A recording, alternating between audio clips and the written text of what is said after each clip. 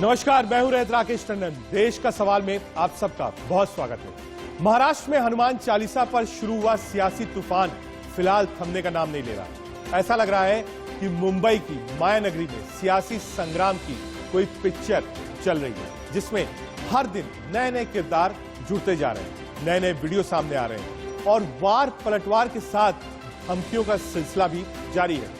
नवनीत राणा ने थाने में बदसलूकी मामले में मुंबई पुलिस ने एक वीडियो जारी करके इस पर सफाई दी, जबकि नवनीत राणा के कैंप की तरफ से भी एक वीडियो जारी किया गया है।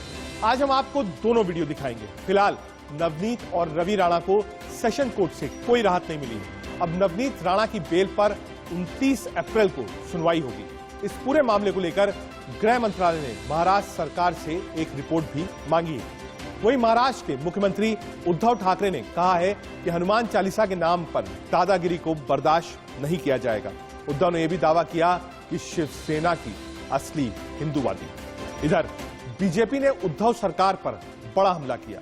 बीजेपी ने कहा कि जब सालों से रोड पर नमाज पढ़ी जा रही थी तो हनुमान चालीसा सड़क पर क्यों नहीं पढ़ी जा सकती। ऐसे में सवाल यह है कि क्या महाराष्ट्र में अब हनुमान और अजान पर धार्मिक बंटवारा किया जा रहा है?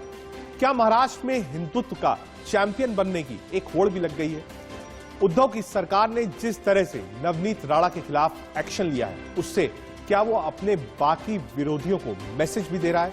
सबसे बड़ा सवाल यह है कि राणा से बदसलूकी पर कौन सच्चा है और कौन झूठा है। इन सारे सवालों पर आज हम अपने मेहमानों से बात करेंगे।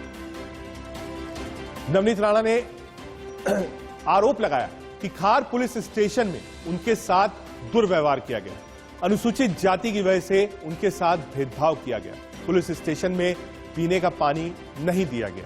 इन आरोपों के जवाब में मुंबई पुलिस कमिश्नर ने सीसीटीवी फुटेज जारी कर दिया है। इस फुटेज में राणा दंपत्ति चाय कॉफी पीते नजर आ रहे हैं। ये वीडियो आप ध्यान से देखिए, क्योंकि आरोप था और स्पीकर को भी एक चिट्ठी लिखी थी और अपने कास्ट का हवाला दिया था कि मुझे पीने का पानी भी नहीं दिया गया। लेकिन आप देख सकते हैं ये हस्बैंड वाइफ दोनों हैं, बहुत रिलैक्स बैठे हैं, कोई तनाव आपको चेहरे पर नहीं दिखेगा और पानी की छोटी बिस्लरी की बोतल आपको दिख रही होगी और चाय का कप भी सामने है। तो ये कहना कि चाय पानी नहीं मिला और दुर्व्यवहार किया, इस फुटेज से तो साफ लग रहा है कि ऐसा कुछ नहीं था।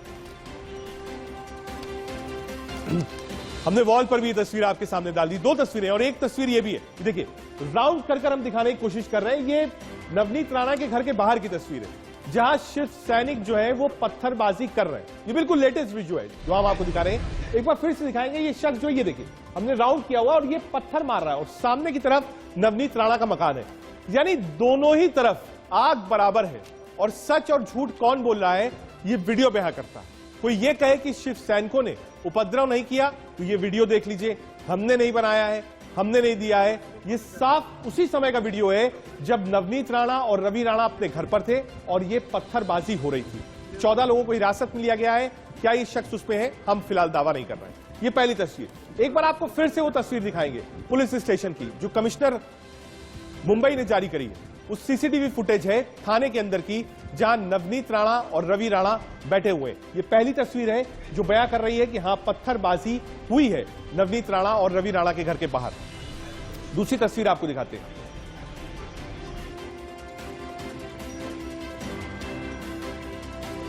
ठीक है, ये पहला पत्थर फेंकते शिव सैनिक, ये तस्वीर आपकी स्क्रीन पर, और दूसरी तस्वीर भी हमने रख दी है बगल में। यानी सच और झूठ दोनों सामने। अगर शिवसेना ये कहे कि हमने कोई उपद्रव नहीं किया तो पहली तस्वीर देख लीजिए। दूसरी तस्वीर नवनीत राणा कहे हमारे साथ बदसलूकी हुई, कास्ट की वजह से हमको पानी चाय तक ऑफर नहीं हुआ, तो ये तस्वीर देख लीजिए। अब तो ये भी कहना मुश्किल होगा कि सच्चा कौन है। ये दोनों ही तस्वीरें सच्ची हैं, झूठा कौन है आप तय करिए। सीधे आपको पहले मुंबई लेकर चलते हैं। हमारे सहयोगी अभिषेक हमसे जुड़ रहे हैं। अभिषेक, दो विजुअल्स हमने दिखाए। पहला, नवनीत राणा के घर के बाहर जहां शिव सैनिक उपद्रव कर रहे हैं। ये कहना गलत नहीं होगा क्योंकि पत्थरबाजी का विजुअल है। आप जब बात करेंगे तो बगल में वो विजुअल चलेगा। पहले उसके बारे में बताइए, पत्थरबाजी हुई, वीडियो साफ कह रहा है। अब बिल्कुल देखिए सीसीटीवी फुटेज साफ दिखाई पड़ रहा है, बिल्कुल रजत है कि जिस तरीके से सीसीटीवी फुटेज में दिखाई पड़ रहा है किस से पत्थर फेंका है, एक शख्स ने फेंका है, पुलिस वहां मौजूद है, पुलिस की मौजूदगी के बाद पुलिस कोई एक्शन उस वक्त नहीं ले रही है। और जो भी चाहिए था कि कोई अगर पत्थर फेंक रहा है घर में तो पुलिस की मौजूदगी में पुलिस को तुरंत गिरफ्तार कर सकती थी, उसे ले सकती थी, लेकिन उस वक्त नहीं लिया। जब बवाल मचा तब कुछ लोगों को बिल्कुल अरेस्ट किया गया है, आगे कार्रवाई जारी है। यह तो साफ दिखाई पड़ रहा है जो आप जिसके बारे में बात कर रहे हैं, वीडियो जो दर्शक हमारे देख पा रहे हैं वो बिल्कुल वह वीडियो, और ये बता दूं ये वीडियो मुंबई का नहीं बल्कि वीडियो अमरावती का है। अमरावती का जो घर है उस अमरावती के घर के पास इस तरह से हमला हो रहा था और उस जगह से यहाँ पर जब वहां पे मौजूद नहीं थे दोनों लोग और वहां पे भी हंगामा जाहिर सी बात हुआ है। मुंबई की बात करें, मुंबई में भी मैं खुद मौजूद रहा जहां पर खार में जो नवनीत राणा का घर है और वहां पर भी बकायदा शिव सैनिकों की तरफ से बॉटल फेंकी गई। बॉटल के विजुअल खुद हमारे पास मौजूद है, मैंने खुद देखा उस दौरान। और उसी दौरान आप देखिए जो वीडियो जो देखा होगा आपने, नवनीत राणा रवि राणा कितने आग बबूला हो गए थे पुलिस के मौजूदगी में। आमने सामने लग रहा था कि शिव सैनिक अंदर घर के अंदर चले जाएंगे तो बड़ा बवाल देखने को मिला था। तो घर के अंदर जब बॉटल फेंका गया और उसके बाद से ही कई बवाल हुआ, हालांकि पुलिस यहाँ भी मौजूद थी और बड़े अधिकारी मौजूद थे, लेकिन कोई कार्रवाई उस वक्त नहीं हुई। दोनों वीडियो दिखाए, ये दोनों वीडियो आपने भेजे, पहला पत्थर फेंकते हुए शिव सैनिक का वीडियो दिखाया और दूसरा वीडियो हम दिखा रहे हैं जब थाने के अंदर है और चाय भी है और नीचे जूम करके अगर आपको दिखाएं तो पानी की बोतल भी है। इसी पानी पर बवाल था, स्पीकर को चिट्ठी भी लिखी, पानी तक नहीं मिला, पानी की बोतल भी है, चाय भी है। सच कौन झूठा कौन साफ है। बहुत शुक्रिया अभिषेक आपका। एक बड़ी खबर आ रही है, सीधा उसका रुख कर लेते हैं। राणा दंपत्ति के वकील ने सीसीटीवी फुटेज पर सवाल खड़े करे। सीसीटीवी फुटेज खार पुलिस स्टेशन का है, वकील ने कहा है। नवनीत ने सांता क्रूज लॉकअप को लेकर शिकायत की थी। देखिए थोड़ा ट्विस्ट है, पुलिस जल्द सांता क्रूज हिरासत का वीडियो जारी करे। यानी मर्चेंट साहब जो वकील है उन्होंने कहा कि ये जो विजुअल है चाय बिस्लरी की बोतल का, ये थाने का है। सांता क्रूज वाला जो विजुअल है आप वो भी जारी कर दीजिए। तो ये बड़ी खबर आपको बता रहे हैं, दो बड़ी चीजें, पहली पत्थरबाजी की और दूसरी बड़ी खबर हमने आपको दिखाई जो चाय कॉफी पानी की है, उस पर रिएक्शन भी आ गया है। वकील साहब ने कहा है सांता क्रूज वाला विजुअल्स मुंबई पुलिस दे दे, हम तब मानेंगे कि चाय और कॉफी मिली, सांसद जी का सम्मान हुआ। मैं अपने क्लाइंट नवनीत कौर राणा के बोलने पर उनके इंस्ट्रक्शंस को भी रिलीज कर रहा हूं। ये उनकी जो कंप्लेंट जो की गई है सांता क्रूज पुलिस स्टेशन के लॉकअप के अंदर जिस किस्म का उनके साथ में बदसलूकी की गई, उनको पानी के लिए साफ इनकार किया गया, उन्हें टॉयलेट यूज करने के लिए इनकार परमिशन नहीं दी गई, उसके बारे में जो उन्होंने शिकायत की है उसी के सिलसिले में ये वीडियो रिलीज कर रहा हूं। ऐसा बताया गया है कि संजय पांडे सर जो कमिश्नर पुलिस हैं उन्होंने एक ट्वीट रिलीज की है जिसके अंदर खार पुलिस स्टेशन की एक वीडियो क्लिपिंग है जो कि उस पुलिस ऑफिसर के कमरे के अंदर सीसीटीवी के रिकॉर्डिंग से रिट्रीव की गई है, जिसमें यह बताया जा रहा है कि नवनीत कौर राणा को चाय ऑफर किया गया। जी हाँ, बेशक उनको चाय ऑफर किया गया, लेकिन उसके बाद में उनको उस पुलिस स्टेशन में सुबह के 1 बजे तक डिटेन करके रखा गया था। लगभग सुबह के 1 बजे रवि राणा को और नवनीत कौर राणा दोनों को खार पुलिस स्टेशन से Santa cruise police station transfer किया गया, उनको सांता क्रूज पुलिस स्टेशन के लॉकअप में डिटेन करने के लिए। ये जो क्लिपिंग है ये खार पुलिस स्टेशन की है। इस खार पुलिस स्टेशन की क्लिपिंग का वास्ता नवनीत कौर राणा की कंप्लेंट के साथ में कहीं तक नहीं लगता। It is an irrelevant circumstance. जो इंपॉर्टेंट सीसीटीवी रिकॉर्डिंग है वो है सांता क्रूज पुलिस स्टेशन की सीसीटीवी रिकॉर्डिंग्स।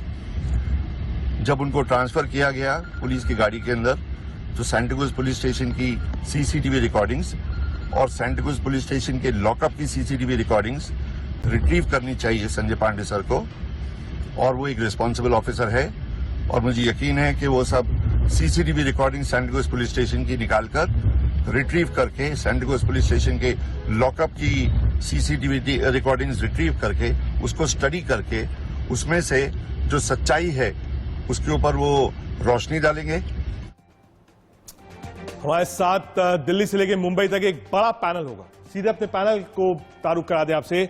हमारे साथ शाइना एनसी जुड़ेंगी बीजेपी की तरफ से, हमारे साथ राधिका खेड़ा जी हैं प्रवक्ता कांग्रेस पार्टी की ओर से, हाजिक खान साहब हैं मुस्लिम स्कॉलर, साथ ही साथ हमारे साथ स्वामी चक्रपाणी जी हैं हिंदू धर्म गुरु, और कमलेश राय जी शिवसेना का पक्ष रखेंगे। और साथ ही साथ मनीष दुबे होंगे जो एनसीपी का पक्ष हमारे साथ रखेंगे।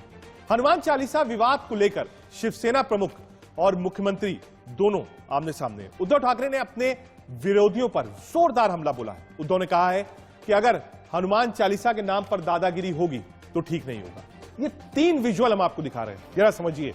पहले विजुअल में उद्धव ठाकरे, दूसरे में लेट बाला साहब ठाकरे और तीसरे में आपको स्वाइप करके दिखा रहे हैं। एक तरफ राज ठाकरे हैं, एक तरफ नवनीत राणा है, एक तरफ देवेंद्र फडणवीस है। दरअसल सेंटर में बाला साहब जी को रखने का मतलब यह था कि एक मैसेजिंग थी हिंदुत्व की, और लेफ्ट और राइट पर आप देखेंगे, राइट पर उनके पुत्र जो इस समय मुख्यमंत्री हैं। कभी कहता था ठाकरे परिवार की सत्ता की सीढ़ी कभी नहीं चढ़ेंगे, लोगों को चढ़वाएंगे, लेकिन थोड़ा सा बदले उद्धव ठाकरे, सत्ता में आए, चीफ मिनिस्टर बने, बेटे को ही बनाया। और राइट में आप देखेंगे राज ठाकरे, देवेंद्र फडणवीस, यानी जो लेफ्ट साइड और राइट साइड है वो लगातार लड़ रहा है। किस लिए लड़ रहा है? वो लड़ रहा है उस हिंदुत्व की शक्ति के लिए जो बाला साहब के पास पूरी थी, लेकिन क्या अब अलग हो रही है? सुनिए। तुम्ही लोकांसमोर झोळ्या पसरवलेल्या आहेत, मग तुमचं हिंदुत्व आहे कुठे? आणि शिवसेना प्रमुखाने जे आम्हाला हिंदुत्व शिकवलेलं आहे ते हेच हिंदुत्व आहे। त्यांनी जे सांगितलं, अजूनही शिवसैनिकांकडे जे बसलेत त्यांनी प्रत्यक्ष ती सभा पाहिलेली आहे। शिवसेना प्रमुखांचं हिंदुत्व हेच आहे। त्यांनी सांगितलं होतं की मला देवळात घंटा बडवणारा हिंदू नको आहे, मला अतिरेक्यांना बडवणारा हिंदू पाहिजे। हे कुठले आले घंटाधारी हिंदुत्ववादी? घंटाधारी हिंदुत्ववाद्यांनी आम्हाला गदाधारी हिंदुत्ववाद्याने हिंदुत्व शिकण्याच्या भानगडीत पडू नये। आमचं हिंदुत्व हे गदाधारी हिंदुत्व आहे। जिकडे हनुमान चालीसा असेल पढा, रामदास स्वामींनी सुद्धा मारुती स्तोत्र लिहून ठेवले, अप्रतिम आहे, भीमरूपी महारुद्रा। ते भीमरूप आणि महारुद्र काय असतं ते शिवसेना जर तुम्ही अंगावर आला तर दाखवायला कमी पडणार नाही, कारण आमचं हिंदुत्व हे हनुमानाच्या गदेसारखं गदाधारी आहे।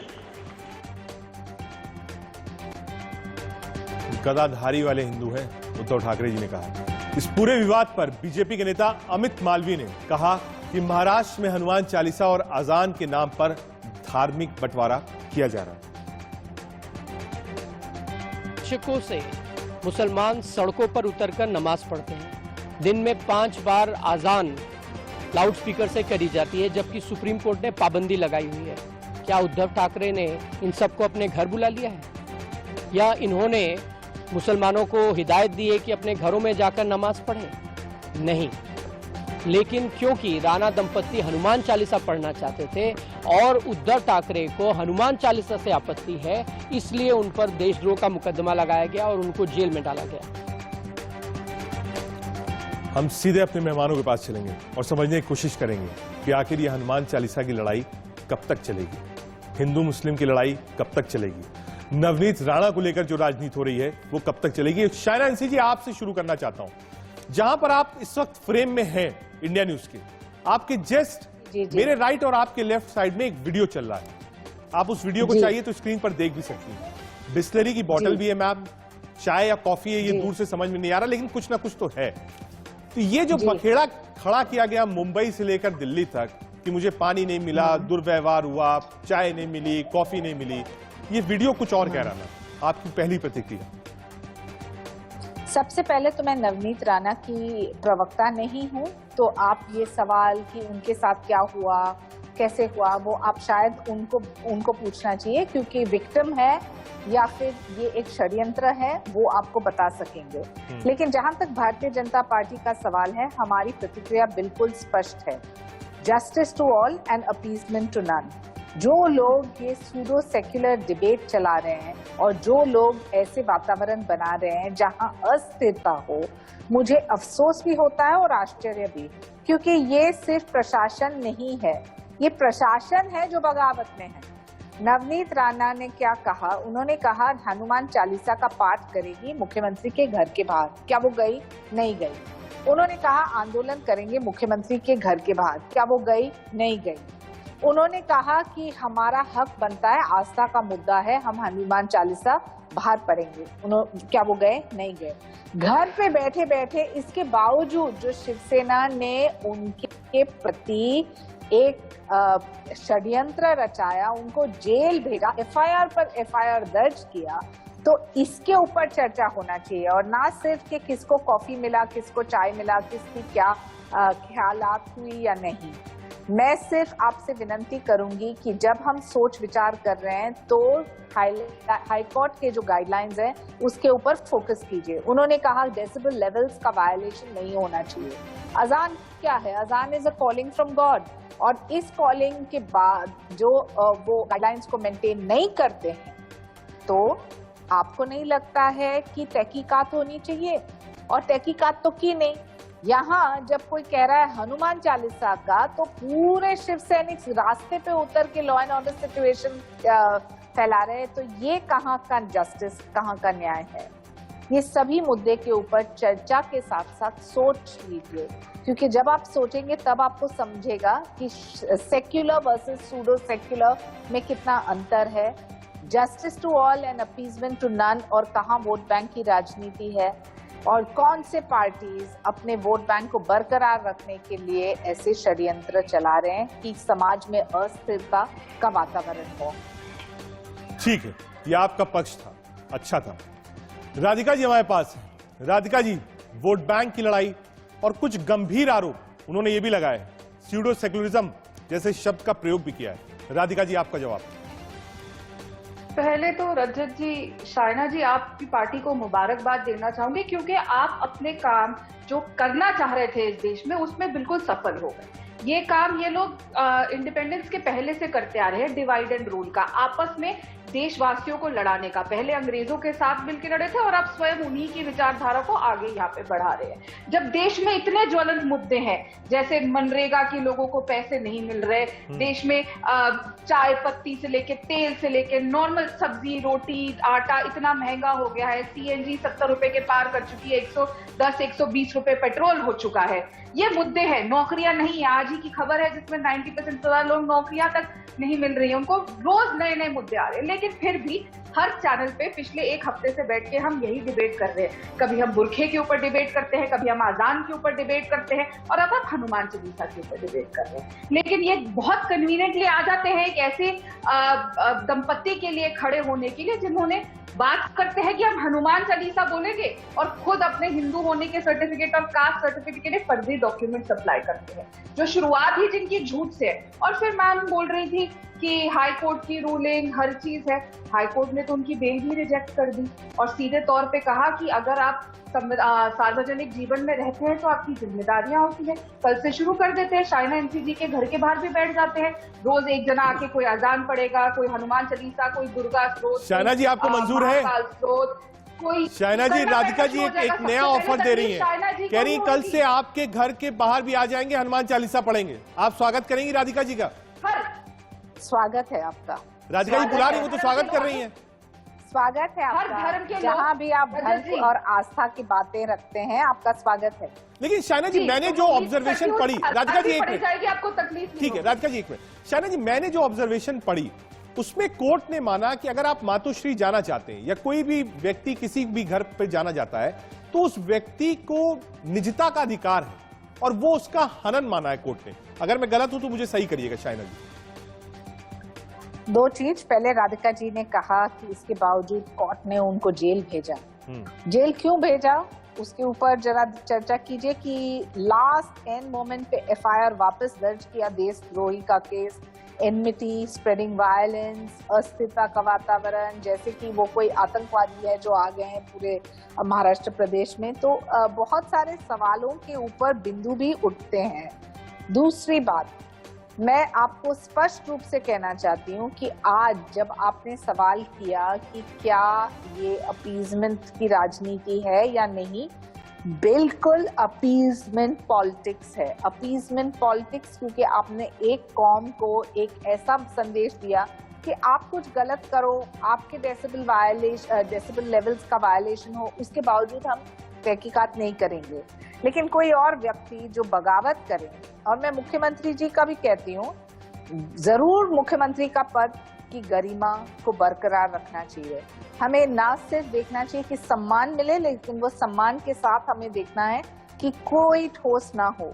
लेकिन जब मुख्यमंत्री राधिका जी अपीजमेंट, योगी आदित्यनाथ को राधिका जी अपीजमेंट का आरोप ये सीधा सीधा का दुगलापन है।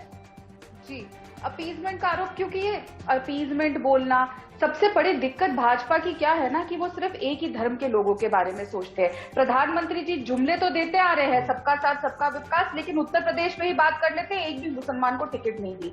अब आते हैं, ये बात करनी थी कि सबको हक है, कहीं भी जा सकते हैं, ये भूल जाती है कि एक मणिपुर के जर्नलिस्ट थे जो कई महीनों जेल में रहे और उनपे एनएसए इनकी सरकार ने लगाई। ये बात भी भूल रही है कि गुजरात के एक विधायक को पकड़ने के लिए असम से पुलिस भेजी गई। क्यों भाई, क्या ऐसा कह दिया उन्होंने? यही तो कहा कि प्रधानमंत्री को आके अपील करनी चाहिए कि सब साथ मिलके रहे। इसमें क्या देशद्रोह हो गया, राजद्रोह हो गया, या पता नहीं क्या ऐसा वहां पे आप लोगों की सरकार ने कह दिया कि इससे लोगों के बीच में एनिमिटी बढ़ेगी और शांति भंग होगी। एक ट्वीट से शांति भंग हो रही है और आप तो कहते हैं कि मोदी जी ही है सब कुछ है, भाजपा ही सब कुछ है। फिर किसी भी इंसान की कुछ भी कहने से क्या हो रहा है? आपकी सरकार गुजरात में भेजी आपने पुलिस असम से, कमाल के आप बातें करते हैं। मैं फिर दोहराऊंगी कि इनको जो बार बार देश के ज्वलंत मुद्दे हैं उनसे सारे देश को हटाना है, क्योंकि चर्चा ये नहीं चाहते कि 2 करोड़ साल में जो मुद्दों से नौकरियों का वादा भटका हो, रही उस पे है हो। बीजेपी, क्या मुद्दे से भटका रही है शाइना जी? और 3-4 एग्जाम्पल्स कौन भी से दिया, मुद्दे? यूपी का दिया, मैं गुजरात आपको का दिया, दूसरा उदाहरण असम का देती दिया, कहा वहां भी ऐसी धाराएं लगी है, एनएसए तक लगाया गया है। मैं आपको एक दूसरा उदाहरण देती हूँ। जिस प्रदेश में अपने विफलताओं को कवर अप करने के लिए ऐसे मुद्दे को बढ़ावा देते हैं, नहीं तो जो 130 करोड़ की आबादी में कोई कहे कि वो एक हनुमान चालीसा का पाठ करना चाहते हैं, तो इसमें कौन सी बड़ी आपत्ति आ गई है कि आपको पूरे प्रदेश में बाहर आपके कार्यकर्ता को निकाल के लॉ एंड ऑर्डर सिचुएशन स्थिर करना पड़ेगा? हम सब जानते हैं कि महाराष्ट्र में बिजली की समस्या हो, एम्प्लॉयमेंट की समस्या हो, बहुत सारे गंभीर मुद्दे हो फार्मर्स को लेके, उसके ऊपर आप फोकस नहीं कर रहे, उसके ऊपर आप कोई टिप्पणी नहीं दे रहे हैं। लेकिन बिल्कुल नवनीत राणा ने जो कहा उसको लेके बवाल, उसको लेके उनको जेल भेजना, क्या आप हर एक व्यक्ति को जेल भेजेंगे? ठीक है राधिका जी, एक सवाल मेरा भी है, मैं जानना चाहता हूं। निजता वाली जो बात है मैं उसको सही मानता हूं, लेकिन देशद्रोह का जो मुकदमा लिखा गया है, वो भी एक सांसद जो कि कई पार्लियामेंट स्टैंडिंग कमिटीज की मेंबर होती है, पार्लियामेंट में जाती है, हस्बैंड की बात करें तो वो भी एमएलसी है, उस पर लेकर विवाद है कि क्या वो देशद्रोह का जो मुकदमा है क्या वो वाजिब है? राधिका जी, देखिए, वाजिब नहीं होगा तो कोर्ट है, कोर्ट रूलिंग दे देगा, उनको रिहाई मिल जाएगी और सब कुछ नॉर्मल हो जाएगा। लेकिन आपने देखा अभी ये इनके वकील भी कह रहे थे, हमने जो बाइट सुनी, पहले तो दंपति ने कहा इनको बार बार जो कास्ट का हवाला दे रहे। आप देखिए ना, पहले धर्म से लेकर कास्ट पर आ गए और ये बिल्कुल वो नैरेटिव भाजपा को सूट करता है। और मैं फिर बोलूंगी, शाइना जी आपने बहुत अच्छे मुद्दे उठाए कि ये तकलीफें हैं महाराष्ट्र में। आइए ना, स्मृति जी जैसे लेके बैठती थी उस समय पे जब आपकी सरकार नहीं थी सेंटर में, तो बड़े बड़े सिलेंडर लेके स्मृति जी से लेके सारी आपकी महिलाएं नेत्री बैठती थी। आइए आप भी, आपका स्वागत होगा, आप बैठ सकती हैं उद्धव ठाकरे जी या किसी भी मंत्री या मुख्यमंत्री के बाद, आपको कोई नहीं रोकेगा, क्योंकि इससे ना आपस में भाईचारे की लड़ाई नहीं होगी। हम अजान नहीं पढ़ने देंगे, हम हनुमान चालीसा नहीं पढ़ने देंगे। सबका धर्म उनका निजी डिसीजन है। मैं चाहे अपने घर में कोई भी धार्मिक किताब पढूं या धार्मिक स्तोत्र पढूं, उसको हमेशा से, और ये शुरुआत से है। ऐसे तो फिर मैं फिर दोहराऊंगी, इन्हीं के घर के बाहर इन्होंने ये बोल दिया कि आके हनुमान चालीसा पढ़ लीजिए। मैं तो कह रही हूँ शाइना जी, रोज अगर आपके घर के बाहर आके हर धर्म के लोग अलग अलग किताबें या कुछ पढ़ने लग गए ना, तो सबसे पहले आप ही पुलिस को फोन करेंगे कि मेरे घर के बाहर क्यों लोग आके बैठे हुए, हटाइए, मेरे को अंदर आने जाने में तकलीफ हो रही है, मुझे फोन करना, हटाना, लेकिन मैं फिर इन्वाइट करूंगी, जेल भेजना, मैं फिर इन्वाइट करूंगी सीखिए स्मृति ईरानी जी से, जैसे वो तब सरकार के खिलाफ, आजकल तो वो चुप है क्योंकि खुद की सरकार के खिलाफ कैसे आप लोग बोलेंगे, लेकिन आइए ना, आप लोगों की वजह से जो देश के हालात है उसके ऊपर मुद्दा उठाइए। क्यों आप मोदी जी से जाके सवाल नहीं करती कि कब तक ऐसे देश चलता रहेगा? आगे समझेंगे कि आखिर नवनीत राणा, किरीट सोमैया, पीछे कौन खड़ा है। ठीक है, एक बार और हमारे साथ और भी पैनलिस्ट हैं। हमारे साथ कमलेश राय जी हैं शिवसेना की तरफ से। कमलेश जी, आपसे समझना चाहूंगा, क्या ये वोट बैंक की लड़ाई है? क्या ये हिंदुत्व की लड़ाई है? क्या बीजेपी पुश कर रही है, चाहे वो नवनीत राणा हो, रवि राणा हो, या फिर आपके अपने एमएनएस राज ठाकरे साहब को, कि कहीं ना कहीं ठाकरे परिवार बैकफुट पर हो? लेकिन हमने सुना उद्धव ठाकरे जी को, उन्होंने कहा हम गधाधारी हिंदू हैं, पीछे नहीं हटेंगे और छोड़ेंगे भी नहीं। कमलेश राय,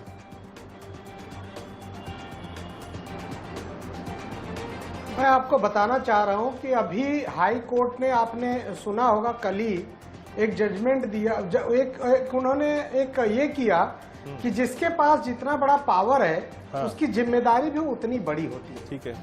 आज पूरे महाराष्ट्र में हनुमान चालीसा जब लोग पैदा होते हैं, बड़े होते हैं, तीसरी में हम लोगों के घर में बच्चे जाते हैं तो हमारे दादाजी बगल में बच्चे को सुला के समझाते हैं कि हनुमान चालीसा बेटा याद कर लो, जब कभी डरोगे तो हनुमान चालीसा आपको शक्ति देगी। उस हनुमान चालीसा को, और उसका एक और चीज आपको बताना चाहता हूँ, रामायण में लिखा है, आप सर्च करके देख लीजिएगा।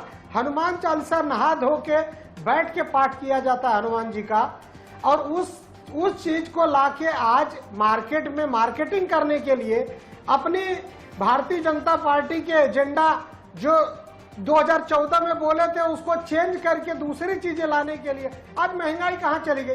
400% महंगाई इस देश में है, उसके बारे में कोई चर्चा नहीं कर रहा है। लोगों के घर में राशन की दिक्कत हो गई है। शाइना जी, लोग अपने राय साहब का आरोप है बीजेपी हनुमान चालीसा की मार्केटिंग कर रही है। शाइना जी अपना एक मिनट, राय साहब जरा जो बड़ा आरोप लगाया जरा उसका जवाब ले लें। शाइना जी मुस्कुरा भी रही हैं। राय साहब कह रहे हैं कि साहब आप तो हनुमान चालीसा की भी मार्केटिंग कर रहे हैं। हनुमान चालीसा तो नहा धोकर बैठ के आराम से पढ़ी जाती है, कहां सड़क पर खड़े होकर आप पढ़वाएंगे हनुमान चालीसा? इसने मार्केटिंग की, ये राय साहब कह रहे हैं बीजेपी कर रही है। लेना देना नहीं है, भारतीय जनता पार्टी का कोई लेना देना नहीं है। भारतीय जनता पार्टी का मानना है justice to all and appeasement to none. नहीं मैम, भारतीय वो जनता अमित पार्टी का मानना मालवीय जी ने जो एक ट्वीट किया है और आधार मीडिया से बाइट भी दी है, किसी शाइना को जी कानून हाथ में शाइना नहीं जी, लेना शाइना जी, चाहिए। शाइना जी, ये है मैं- भारतीय जनता पार्टी का पक्ष। जो एक इंडिविजुअल कहें कि वो हनुमान चालीसा का पाठ करना चाहते हैं, आप उनको पूछ लीजिए। नहीं मैम, कि क्यों वो ना आपकी धो अपनी के पार्टी, अपने मंदिर में मैम नहीं अमित करें और मालवीय तो कहीं आपकी पार्टी में है, उन्होंने ही कहा है ना कि अगर खुले में आज आप नमाज कर सकते हैं सड़क पे, तो हनुमान चालीसा सड़क पर खड़े होकर क्यों नहीं पढ़ सकते? मैं नहीं बोल रहा हूं, आप कहिएगा, मैं दोबारा सुनवा दूंगा। अमित मालवीय जी ने ये बात कही है। हो सकता है, तो क्या है गलत इन्होंने जो कहा उसमें? उसी पे तो राय साहब कह रहे हैं, राय साहब कह रहे हैं घर में रहिए, नहाइए धोइए, स्वच्छ कपड़े पहनिए, बैठ जाइए, तब हनुमान चालीसा पढ़िए। सड़क पर पढ़ने की क्या जरूरत है? आप नहीं ले सकते हैं वो निर्णय, आप नहीं ले सकते हैं वो निर्णय। एक व्यक्ति लेता है कि धर्म आस्था का मुद्दा कहाँ कैसे। चलिए, क्योंकि आस्था का मुद्दा है, स्वामी चक्रपाणी जी महाराज हमारे साथ है। चक्रपाणी जी महाराज जी, राय साहब कह रहे हैं घर में रहिए, नहाइए धोइए, अच्छे कपड़े पहनिए, बैठिए, तब हनुमान चालीसा का पाठ करिए। सड़क पे खड़े होकर क्यों करेंगे पाठ? वाजिब है?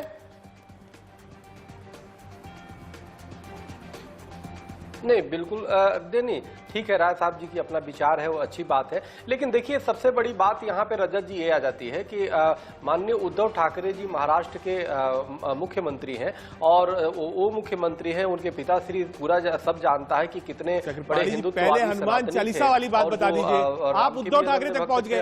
मैं पूछ रहा हूँ क्योंकि आप धर्म गुरु के रूप में बैठे हैं, हनुमान चालीसा का पाठ क्या सड़क पर कर सकते हैं खड़े होके?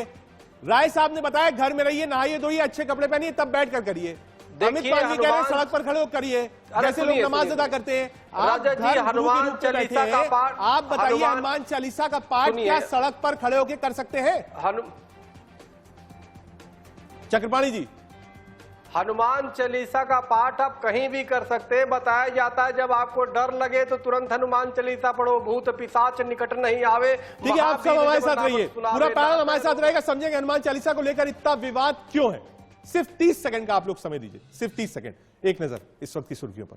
हम सीधे अपने पैनल की तरफ चलेंगे। हनुमान चालीसा पर एक बड़ी जंग है महाराष्ट्र में, जैसे लग रहा है कोई पिक्चर चल रही हो। सारे किरदार इसमें, राज ठाकरे साहब भी हैं, बाला साहब के पुत्र खुद उदय ठाकरे भी इसमें, उद्धव जी, और लगातार लोग इससे जुड़ते जा रहे हैं। ये पिक्चर बड़ी हो रही है। दी एंड कहां होगा, क्लाइमेक्स क्या होगा? 3 तारीख का अल्टीमेटम भी है। सीधे चलते हैं। हाजिर खान साहब, सारा विवाद अजान को लेकर शुरू हुआ था। आपने बीजेपी, कांग्रेस, एनसीपी, सारी पॉलिटिकल पार्टीज को आपस में लड़वा दिया। डेली हम खड़े होकर बात करते हैं। आप कह रहे थे कि डेसिमल के हिसाब से अजान होगी, लाउड स्पीकर नीचे कर देंगे, बात खत्म हो जाती। खान साहब, देखिए राकेश जी, बात यह है कि सच को सच तो कहने वाले मिल जाते हैं लोग बहुत, सच को सच तो कहने वाले मिल जाते हैं लोग बहुत, और सच्चाई का साथ निभाना सबके बस की बात नहीं। बात यह है कि हनुमान चालीसा हो, नमाज हो, ये आदमी अपनी शांति के लिए पूजा करता है, अपनी आत्मा को यही तो शक्ति विवाद देता है। लेकिन खान ये साहब, पार्टियां मुंबई में लोगों का कहना है लेट शिफ्ट तक लोग काम करते थे, चाहे अनुराधा पौडवाल हो, सोनू निगम हो, इन सब में यही से तो शुरू हुआ विवाद। 4 बजे साहब हम रात में 3 बजे सोते हैं, 5 बजे सुबह सुबह अजान शुरू हो जाती है, हमारी नींद डिस्टर्ब होती है, कोर्ट का आदेश है, डेसिमल फिक्स है, आप लोग माने नहीं। लीजिए एक बखेड़ा खड़ा हो गया महाराष्ट्र में। महाराष्ट्र सरकार ने गाइडलाइंस दी और सारे उलमा कराम को बुलाया और उलमा कराम ने लिख के दिया है सरकार को, डीजीपी को महाराष्ट्र के, कि हम जो आजान की आवाज के नीचे चक्रपाणी जी आप ही समझाइए, सारा विवाद वहीं से शुरू हुआ है। कर रही थी अभी कि नवनीत राणा जेल जाके चली गई तो इन्हें चिंता है, लेकिन आजम खान जो 7 बार एमएलए रहे, 2-3 बार एमपी रहे, किताब चोरी में, मुर्गी चोरी में, भैंस चोरी में उनको जेल भेजा जा रहा है। ये देश को भटकाकर, देश को हटाकर ये देश के अंदर अशांति पैदा करना चाहते हैं। मैं कह रहा हूं कि महाराष्ट्र नहीं, हिंदुस्तान के लोगों को, जहांगीरपुरी के लोगों को समझ लेना चाहिए, देश एकता चाहता है, भाईचारा चाहता है, देश विकास चाहता है, लेकिन ये महंगाई पे 300 सामाजिक समस्या हो गया है, उस पे तो आपको विचार करना चाहिए ना, दुनिया में उस पे तो आपको विचार करना चाहिए। लाउडस्पीकर से कितनी ध्वनि प्रदूषण हो रही है, 5 वक्त की रोज 360 आप जो है उससे लाउडस्पीकर से जब चिल्लाएंगे तो स्वाभाविक है खान साहब लोगों का जीना हराम हो जाएगा।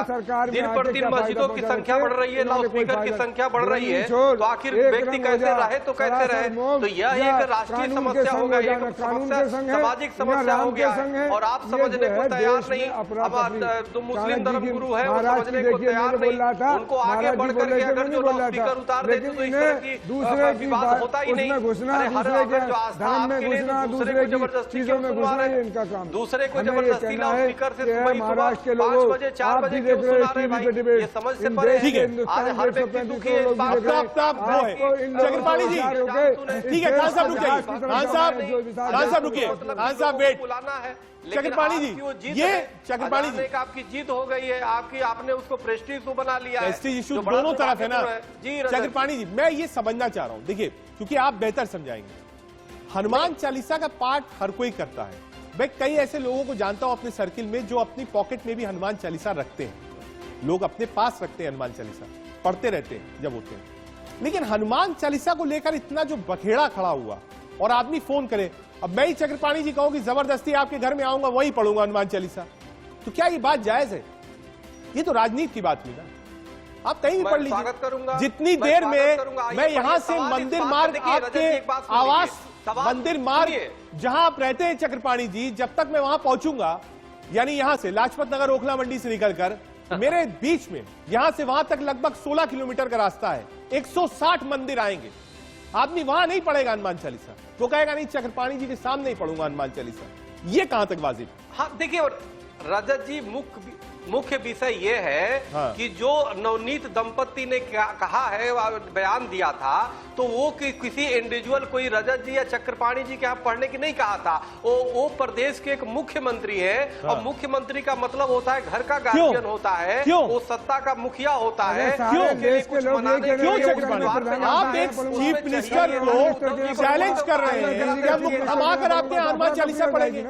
या तो चीफ मिनिस्टर आपको इनवाइट कर लेते, शिवसेना से हमारे साथ कमलेश राय जी, राय साहब एक मिनट राय साहब को लाइए, एक मिनट चक्रपाणी जी राय साहब को लाइए, कमलेश राय जी स्वागत करते तो ये विवाद ही नहीं बढ़ता। हाँ मैं ये जानना चाह रहा हूँ इतना विवाद क्यों है? हनुमान चालीसा की व्यवस्था कर देते पढ़ने की, कमलेश राय जी आमंत्रित करते, ठीक है आ गए कमलेश राय जी, आ गए, शिवसेना का पक्ष रख रहे हैं। कमलेश जी एक बात बताइए, सांसद भी है नवनीत राणा, महिला भी है, दूसरा उनके जो पति रवि राणा वो भी एमएलसी है।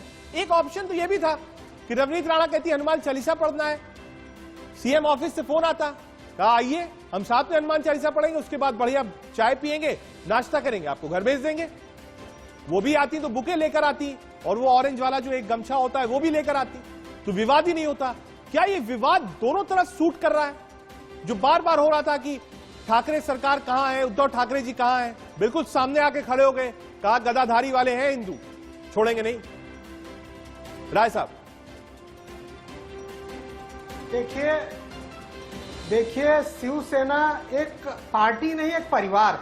हाँ। और शिवसेना का मंदिर शिव सैनिकों का मातोश्री है। इन्होंने जानबूझ के उकसाया, मधुमक्खी के छत्ते में पत्थर मार के रवि राणा और नवनीत राणा ऐसा सोचे कि हम एक दहशत निर्माण करेंगे पूरे महाराष्ट्र में कि हम बहुत दबंग राजनीतिज्ञ हैं और हम सबको दबा देते हैं। हमारे मुख्यमंत्री जी के बारे में आप जानते हो, एकदम शांत स्वभाव के हैं, एकदम सीधे हैं, किसी को अपशब्द बोलते नहीं, कोई गलत काम करते नहीं, कहीं झूठ बोलते नहीं। और हम लोगों को भी वही सिखाते हैं कि हमारे शिव सैनिक किसी के साथ गलत नहीं करें, चीटिंग नहीं करें, कोई गलत काम नहीं करें। और जो महाराष्ट्र की अंतिम क्षण पे छोर पे खड़े जनता है, गरीब से गरीब, चाहे किसी जात धर्म का हो, उसको मदद ठीक है, एक बार लाइए शिवसेना और बीजेपी स्क्रीन पर रखिए। एक बार शाइना जी, ठीक है राय साहब, ठीक है, आपने अपना पक्ष रखा। शाइना जी जवाब। छत्ते पे पत्थर मारने का काम किया। हाँ ठीक है, शाइना जी मधुमक्खी का छत्ता छुआ है आपने। साहब के बंगले पे बोले कि हम आएंगे और आके वहाँ पे हनुमान चालीसा पढ़ेंगे। उनको हनुमान चालीसा आपने समझ में आया कि जेल में हनुमान चालीसा पढ़वा दी। शाइना जी पढ़ता है, अब उनको भूख पहुंचाने की काम है। राय साहब एक मिनट। राय साहब आपने एक आरोप लगाया है, आपने एक बड़ी बात कही। शाइना जी उसका रिप्लाई करेंगे। शाइना जी रिप्लाई। क्योंकि हमारे सब आपने अच्छी बात की कि मुख्यमंत्री की गरिमा को बरकरार रखना चाहिए। राय साहब जवाब तो सुन लीजिए। शाइना जी जवाब। आपने सही बात की कि मुख्यमंत्री की गरिमा को बरकरार रखना चाहिए। बिल्कुल सही बोल रहे हैं आप। सम्मान करना चाहिए पद का, कद का और फिर कुर्सी का। अब जब आपके मुख्यमंत्री कहते हैं कि योगी आदित्यनाथ को थप्पड़ मारनी चाहिए, तो हमको क्या करना चाहिए आप बताएं। आप जरा संक्षेप में बता दीजिए कि जिस व्यक्ति ने आंदोलन किया भी नहीं, घर के बाहर गए भी नहीं, आपने उनको डायरेक्ट जेल भेजा। आपने उनको डायरेक्ट जेल भेजा। जब आदरणीय प्रधानमंत्री योगी आदित्यनाथ का सत्कार भी हमने किया है। निंसी मैडम आप समझिए, स्वागत मोदी जी का सत्कार हमने किया है। मुख्यमंत्री मोदी मातोश्री है, जहाँ सब लोग आए हैं, सबको जब मोदी जी और टीका लगा के उनको नाश्ता कराया गया। राय साहब बात पूरी कर ले दीजिए, उसके बाद जो आरोप आपने लगाया है। राय साहब, शाइना जी आप अपनी बात पूरी करिए। आदरणीय प्रधानमंत्री जी आते हैं मुंबई आते हैं तो मुख्यमंत्री उनका स्वागत तक नहीं करते हैं। उनके कार्यक्रम जहां जाते हैं वहां भी नहीं आते हैं। ये सब प्रोटोकॉल की बातें हम नजरअंदाज करें। और जब आप आपके कार्यकर्ता को सड़क पे उतारे तो फिर कोई कार्रवाई नहीं होती है उनके प्रति। कार्रवाई होती है तो कमलेश जी प्राइम मिनिस्टर को रिसीव करने चीफ मिनिस्टर नहीं गए। पहला जिस राय साहब पूरा सवाल सुन लीजिए, पूरा सवाल तो सुन लीजिए। राय साहब पूरा सवाल सुन लीजिए। जिस कार्यक्रम में अवार्ड मिलना था वहां पर वो भी इनवाइटेड थे, ठाकरे साहब नहीं गए वहां पे। और 3 बार हमला किया किरीट सोमैया के ऊपर, एफआईआर पर एफआईआर दर्ज किया उनके ऊपर। ठीक है, प्रोटोकॉल नहीं हो पा रहा। हमारे साथ मनीष दुबे भी एनसीपी का पक्ष रखने के लिए। मनीष, शायरा एनसी को आपने सुना, एक तरफ हनुमान चालीसा है, एक तरफ प्रोटोकॉल है। जवाब देना चाहूंगा। एक मिनट राय साहब, एक मिनट, एक बार जोड़ लूं मनीष जी को। आपके ही साथ है सर सरकार में, थोड़ा सा वक्त उनको भी दीजिए। मनीष जी, ये जो पूरा मामला चल रहा है इसमें पवार साहब का भी रोल बहुत अहम है। उन्होंने कहा, लाउड स्पीकर वाले पे कहा कि सरकार इस पर कार्रवाई करे। हमने देखा उन्होंने अपना पक्ष रखा, लेकिन ये जो हिंदुत्व को लेकर एक लड़ाई शुरू हो गई कि हम बड़ा हिंदू कौन है, उसमें बैकफुट पर या बैकड्रॉप पर बीजेपी है, ये मैं कहूंगा कोई गलत नहीं होगा। चाहे वो किरीट सोमैया आगे आए हो, देवेंद्र फडणवीस हो, नवनीत राणा हो, पीछे से है। लेकिन एनसीपी कहां पर खड़ी है पूरे विवाद में? क्या आप जस्टिफाई करते हैं नवनीत राणा को जेल भेजना? पहला, हनुमान चालीसा पर आपका स्टैंड क्या है? और तीसरा, देशद्रोह वाले मुकदमे पर एनसीपी का ऑफिशियल स्टैंड। सर, पहली बात तो नवनीत राणा का जो जेल जाने का प्रकरण है, हेलो जी, जो नवनीत राणा जी को जेल भेजने का प्रकरण है, तो एक बहुत बड़े शायर ने लिखा है कि वसूलों पे आंच है तो टकराना जरूरी है, और जिंदा है तो जिंदा नजर आना जरूरी क्या है। बात। तो नवनीत राणा जी अगर हमारे आदरणीय सीएम साहब के घर पे उनको हनुमान चालीसा पढ़ना था, तो एक प्रोटोकॉल वाइज आके निवेदन दीजिए, हमें आपके घर पे हनुमान चालीसा पढ़ना है, तो हम इनवाइट करते और जरूर इनवाइट करके उनको हनुमान चालीसा साथ में पढ़ते। लेकिन उन्होंने चैलेंज दिया कि मैं आपके घर पे आके पढ़ूंगी। और सर, आप इतने बड़े एंकर हैं, अगर मैं आपको चैलेंज दूं कि मैं आपके घर पे हनुमान चालीसा पढ़ूंगा क्या, और उसके अलावा कुछ भी बोलूं, तो आप एक्सेप्ट करेंगे क्या? नहीं करेंगे। मनीष जी, मेरा इसमें अपना मत है, अपना मत है। हो सकता है आप मुझे गलत मानिए, जो फलदायी वृक्ष होता है ना, बड़ा वृक्ष, उसके अंदर थोड़ा झुकाव भी होता है। आप पूरी बात सुनिए, क्योंकि आपने नहीं आपने एक सवाल उठाया, मैं उसका जवाब बार देखिए। मुख्यमंत्री सुन लीजिए, मुख्यमंत्री बहुत बड़ा पद होता है, और मैं मानता हूं प्रधानमंत्री के बाद अगर सबसे बड़ा पद कोई है तो मुख्यमंत्री का है। अगर पवार साहब को फोन किया होता, सुन लीजिए, अगर शरद पवार साहब को फोन किया होता तो शरद पवार साहब गाड़ी भेज के नवनीत राणा को बुलवा लेते पॉलिटिकल, और कहते कि आइए बैठिए, हम भी आपके साथ पढ़ेंगे, और एक हनुमान जी की मूर्ति भी भेंट कर देते। तो पॉलिटिक्स अपनी जगह होती। आप कंटिन्यू कर। पॉलिटिक्स, नवनीत राणा जी पॉलिटिक्स कर रही हैं। उनको हनुमान चालीसा, मैं उनको चैलेंज देता हूं, उनको हनुमान चालीसा याद तो है क्या? हनुमान चालीसा के 4 दोहा पढ़ के बता सकती है क्या? उनको बोलिए ना संस्कृत में हनुमान चालीसा का मनोजो मारुत्वेल वेगम जितेंद्रियम बुद्धिवता वरिष्ठम वात्मा जो वानरित मुख्यम श्री राम तुतम शरण प्रबद्धम, आता है क्या इस लोग? उनको सिर्फ फालतू बकवास है। और कल का उनका ट्विटर देखिए, जब वो उन्होंने अभी हिंदू से दलित हो गई हैं कि उनको दलित होने के नाते पुलिस, उनको प्रशासन उनको सपोर्ट नहीं कर रहा है। तो हिंदू है कि दलित, पहले उनको ये तो डिसाइड करने दीजिए, फिर हनुमान चालीसा बाद में पढ़ने को उनको बोलिए ना सर। आप इस चीज को भारतीय जनता पार्टी से शाइना एनसी जी के पास चलेंगे। शाइना एनसी, ठीक है, वापस आते हैं शाइना एनसी जी के पास। राधिका जी के पास चलते हैं। राधिका जी, आरोप प्रत्यारोप बहुत सारे हैं। हालांकि ये लड़ाई उद्धव ठाकरे वर्सेस बीजेपी या बीजेपी सपोर्टेड विंग्स है। कांग्रेस पार्टी पर भी आरोप लग रहा है कि साहब देखिए, आप वही एंटी हिंदू वाली छवि आ जाती है कि हनुमान चालीसा का विरोध कर रहे हैं। सरकार उनकी, मुख्यमंत्री उनका, लेकिन लार्जर पिक्चर में आने वाले समय में, मैं अभी की बात नहीं कर रहा हूं, आने वाले समय में जब बीजेपी खड़ी होगी तो ये बात कहेगी ना, देखिए कांग्रेस पार्टी साथ खड़ी थी शिवसेना की, नहीं पढ़ने दी हनुमान चालीसा इन्होंने। अरे इनकी आइडियोलॉजी खत्म हो गई है। आप साइना जी, एक मिनट आ रहा हूँ, एक मिनट मनीष जी आ रहा हूँ, आपकी बात मैंने सुन ली। राधिका जी जी, सबसे पहले तो रजत जी, फिर मैं बोलूंगी, हमें कोई दिक्कत नहीं है। कांग्रेस पार्टी हर धर्म के साथ खड़ी है, सबका साथ कांग्रेस हमेशा निभाती आई है। हम वो पार्टी नहीं है जहां पे एक धर्म के लोगों को टिकट नहीं दी जाती क्योंकि तुष्टीकरण की राजनीति करी जाती है। हम वो पार्टी नहीं है जो जाके उत्तर प्रदेश में कहते हैं कि हमें मुसलमानों से, दलितों से सबसे नफरत है। वहां के मुख्यमंत्री तो आपको याद है, साबुन भी अलग खुशबूदार लेके नहाते हैं। अब बात आते हैं नवनीत राणा दंपति के ऊपर। जी, अब वो जेल में है। दिन में वैसे भी नियम है, चक्रपाणी महाराज का मुझे नहीं पता, मुझसे ज्यादा ज्ञानी है, हालांकि ब्राह्मण परिवार से मैं भी आती हूँ, सुबह शाम पूजा मैं भी करती हूँ। तो चक्रपाणी महाराज 3 बार बता देंगे कि नियम है 3 बार पढ़नी चाहिए। सुबह उठ के ब्रह्म मुहूर्त में उठ के नहा धो के, अब तो जेल में उनके पास कुछ और करने को भी नहीं है। मैं उम्मीद करती हूँ। शाइना जी, आप मुस्कुरा रही हैं। 3 बार दिन में हनुमान चालीसा। एक मिनट राधिका जी, एक मिनट, मैं जब शाइना जी आपको भी पढ़नी चाहिए। राधिका जी एक मिनट, शाइना जी बहुत मुस्कुरा। शाइना जी आप मुस्कुरा क्यों नहीं थी, मैं ये नहीं समझ पाया। राधिका जी ने कहा कि ब्रह्म मुहूर्त में पढ़ी जाती। आप कहां से कहां लेके जा रहे हैं ये डिबेट? डिबेट क्या है? डिबेट ये है, जिस व्यक्ति बाहर आके आंदोलन नहीं करते हैं, पीछे मुड़ते हैं, उसके बावजूद आपने उनको जेल भेजा, ये है मुद्दा। Is this a violation of the law? देखिए, जेल मुद्दा है, निजता मुद्दा है, अजान मुद्दा है, हनुमान चालीसा मुद्दा है, और बैकड्रॉप में बीजेपी भी मुद्दा है। शाइना जी, बिल्कुल सीधा सीधा सवाल पूछता हूँ। बार बार लोगों ने कहा कि राज ठाकरे को कौन उकसा रहा है? बीजेपी उकसा रही है। बड़ा आरोप ये लगाया कि बीजेपी डेस्परेट है महाराष्ट्र में सरकार बनाने के लिए। हर चौथे महीने हम सुनते हैं सरकार जा रही है, बीजेपी कुछ बड़ा कर रहा है। नवनीत राणा से मिलने कौन गया? किरीट सोमैया जी मिलने गए। देवेंद्र फडणवीस तुरंत आए, तुरंत दिल्ली में आए किरीट सोमैया, उन्होंने तुरंत मुलाकात करी, कहा साहब देखिए गड़बड़ हो रहा है।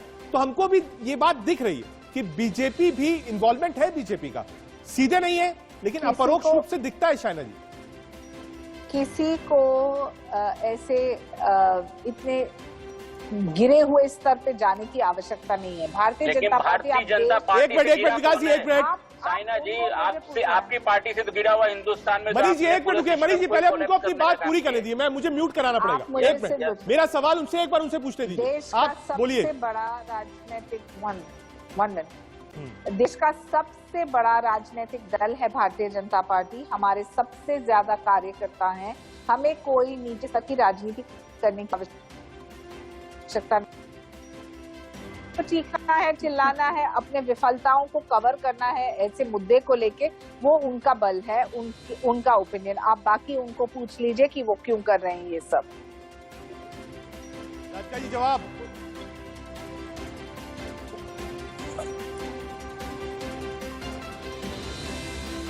राधिका जी, ये जवाब आप ही को देना है। जी, बहुत हंसी आ रही है मुझे भाजपा के प्रवक्ता के ऊपर। ये बात करते हैं कि कोई किसी के राइट्स का हनन हो रहा है, पर जिग्नेश मेवानी ने ऐसा क्या किया?